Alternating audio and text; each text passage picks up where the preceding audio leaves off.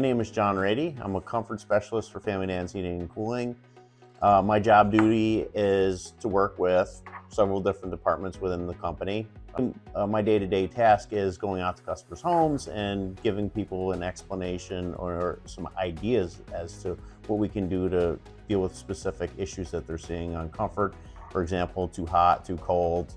What got me into the HVAC industry would be the Family Danz folks, basically the owners.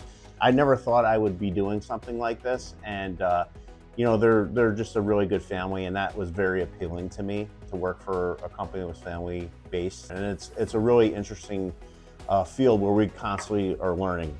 So the biggest mistake that I see from homeowners when they're buying a system is going online and Googling it.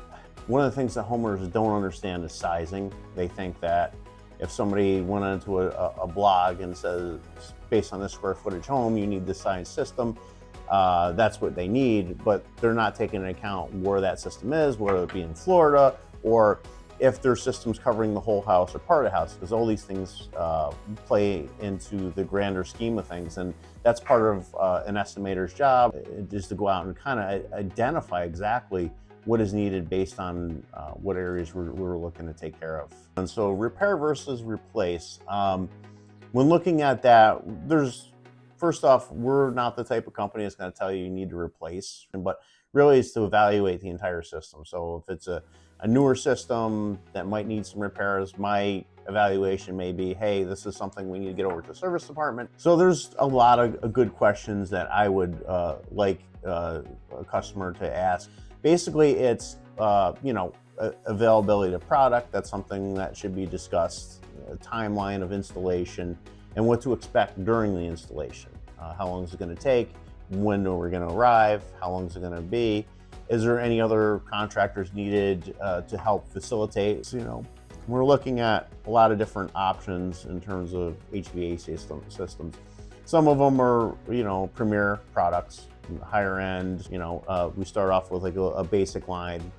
Somebody maybe that wants something basic, entry level. So there's some entry level products all the way to really super high end. And if you're really techie and you like gadgets, that might be more the option for you. You can control it from your phone or remotely, and you can watch it modulate. It's a funny thing, in the world of gadgets, there's a lot of different products that can be added to help with comfort levels. Some of them are really good for specific things, and some people may need them and some people may not need them.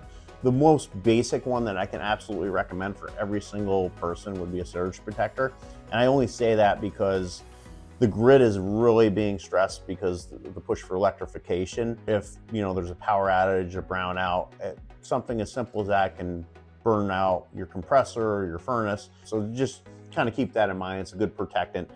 You can also look at, like, you know, if you have allergies, maybe something you want to look at, like a Brian Perfect Air or an iWave that kills and eliminates mold bacteria, would be more beneficial for you.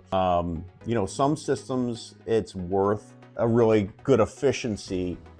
For example, if you have a propane system where it's much more expensive to bring in a heating source to the house versus having a direct supply like natural gas, it's pretty important to have an efficient system because you want to get the most bang for buck per gallon. So something to kind of consider there.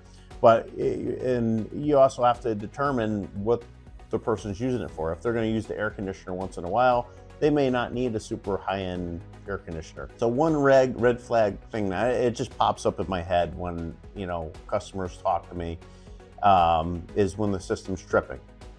There's a wiring issue. There's a lack of refrigerant. If your system's, for example, an air conditioner is freezing, there's either too much charge or not enough charge.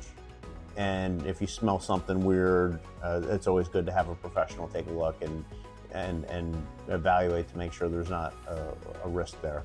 So the most common issue that I deal with in this area is, there's a couple, but one that's big is comfort solutions, especially like second floor. A lot of homes in the Northeast have 2 stories.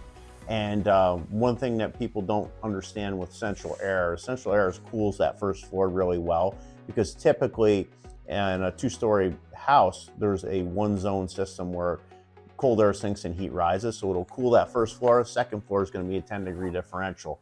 And people are like, oh, well, I live upstairs. I sleep at night. I want to be cold. So there's solutions, whether it be zoning or adding a ductless unit for their bedroom. That's probably the most common thing that I see on a regular basis. One simple thing that a customer can do, and it just pops out at me, is change your air filter. You've got your car and you don't change your air filter, you're going to get bad gas mileage. It's the same with your furnace. You got to change that filter regularly.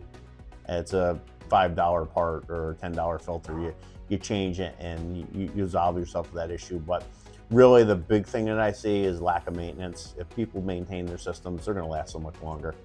It's changed so much from where it's started when I started to where it is now, and what we're seeing is a push for electrification. I think the heat pump technology is definitely going to evolve even more than what it is.